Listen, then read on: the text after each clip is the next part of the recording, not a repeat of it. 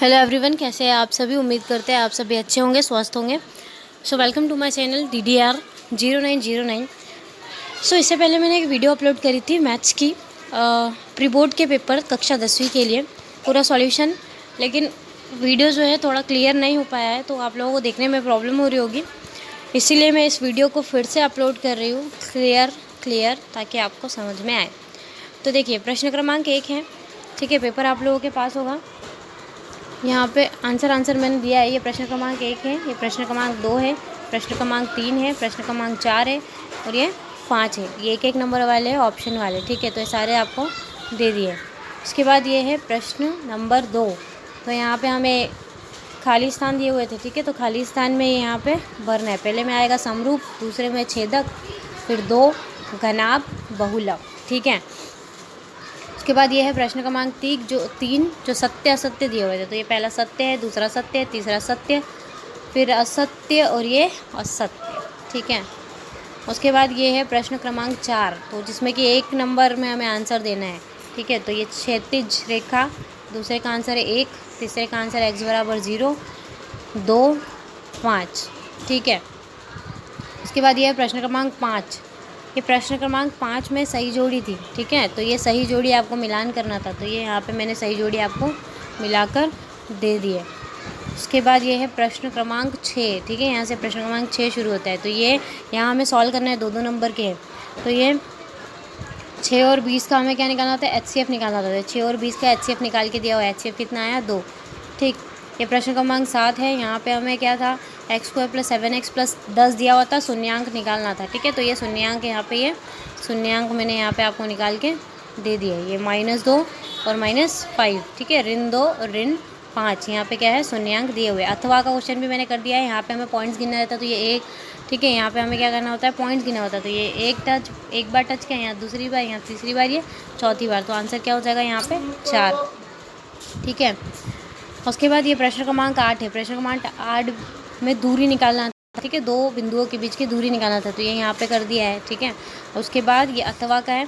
आप लोग वीडियो को रोक कर देख सकते हैं और स्क्रीनशॉट भी ले सकते हैं, और यदि आप लोग बोलोगे तो फिर PDF भी डाल दिया जाएगा। उसके बाद ये प्रश्न क्रमांक 9 है। प्रश्न क्रमांक 9 में हमें प्रोबेबिलिटी का क्वेश्चन दिया हुआ था, प्रायिकता, ठीक है। प्रायिकता का सवाल दिया हुआ था, तो ये प्रायिकता का बताएं। ये अथवा वाला भी कर दिया है, ठीक। उसके बाद प्रश्न क्रमांक 10 है, ठीक है। ये भी प्रायिकता का था कि जब एक सिक्के को एक बार उछालेंगे तो क्या हो सकता है, तो या तो चित्त आएगा या तो पट आएगा। तो अनुकूल परिणाम कितना हो जाएगा, हमें बताना है कि चित्त आने की क्या प्रायिकता है। तो भाई चित्त आने की प्रायिकता कितनी हो जाएगी, 1/2। ये अथवा का भी यहाँ पे कर दिया है, ठीक है। उसके बाद प्रश्न क्रमांक 11 है। इसी तरह से पूरे प्रश्न 26 है। मैं आपको स्क्रॉल कर करके बता रही हूँ, आप लोग देख लीजिए। प्रश्न क्रमांक 12 यहाँ से वीडियो को रोककर आप लोग लिख सकते हैं आराम से। उसके बाद ये अथवा का है। ये प्रश्न क्रमांक 13 है।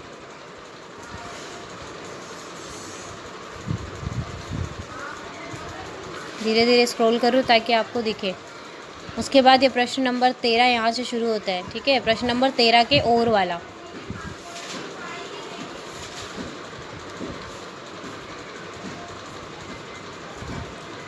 ये प्रश्न क्रमांक 14 है। त्रिज्याखंड का क्षेत्रफल निकालना था हमें। ये प्रश्न क्रमांक 14 के अथवा का, ठीक है। चाप की लंबाई निकालना है, तो चाप की लंबाई का ये होता है सूत्र, ठीक है। तो ये सूत्र है। आगे देखिए, सूत्र लगा के हमने क्या कर दिया, हल कर दिया है। ये त्रिज्याखंड का क्षेत्रफल। ये प्रश्न क्रमांक 15 यहाँ पे ख़त्म होता है। प्रश्न क्रमांक 15 यहाँ से शुरू है। प्रश्न क्रमांक 15 का अथवा वाला, यहाँ से प्रश्न क्रमांक 15 का अथवा वाला शुरू होता है। और यहाँ से शुरू होता है प्रश्न क्रमांक 16।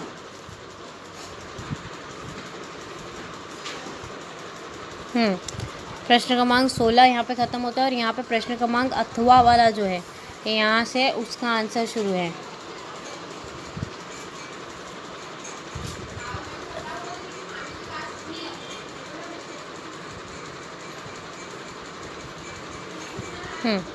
यहाँ से प्रश्न क्रमांक 17, जिसमें हमको क्या करना था, प्रतिस्थापन विधि से हल करना था। 2 समीकरण दिए हुए थे, प्रतिस्थापन विधि से उन्हें हल करना था।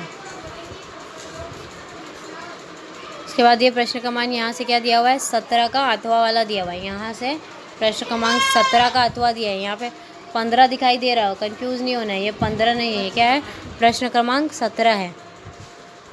इसी तरह से सारे दिए हुए हैं। मैं आपको सिर्फ स्क्रॉल कर करके बता रही हूँ, आप लोग वीडियो को आराम से धीरे धीरे या स्लो स्पीड करके भी देख सकते हैं, ठीक है। नहीं तो फिर धीरे धीरे रोकिए, स्क्रीनशॉट ले लीजिए, आपको जैसा ठीक लगे को वैसे करना है। ये देखिए, यहाँ से प्रश्न क्रमांक 20 शुरू होता है, यहाँ से प्रश्न क्रमांक 21 होता है, ठीक है।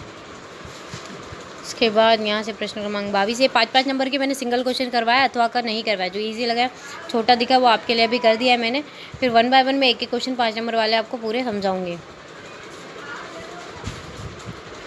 ये प्रश्न क्रमांक 23 यहाँ से शुरू होता है, यहाँ से प्रश्न क्रमांक 24 शुरू होता है। ये यहाँ ख़त्म हुआ है प्रश्न क्रमांक 24, और यहाँ से हमारा शुरू होता है प्रश्न क्रमांक 25।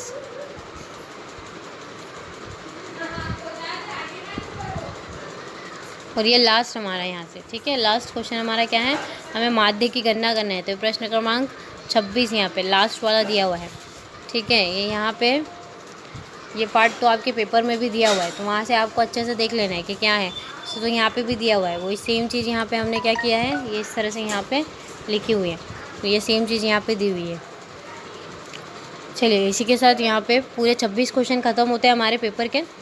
तो if you like this video, आपको वीडियो पसंद आता है तो वीडियो को लाइक करिए, और यदि चैनल पे नए हैं तो चैनल को सब्सक्राइब कीजिए, ताकि आने वाली सारी वीडियोस आपको मिल जाए। और बेल आइकन को ऑल पे सेट कर दीजिए, ताकि जैसे ही वीडियो डाले आपको नोटिफिकेशन चला जाए। थैंक यू सो मच, मिलते हैं नेक्स्ट वीडियो में।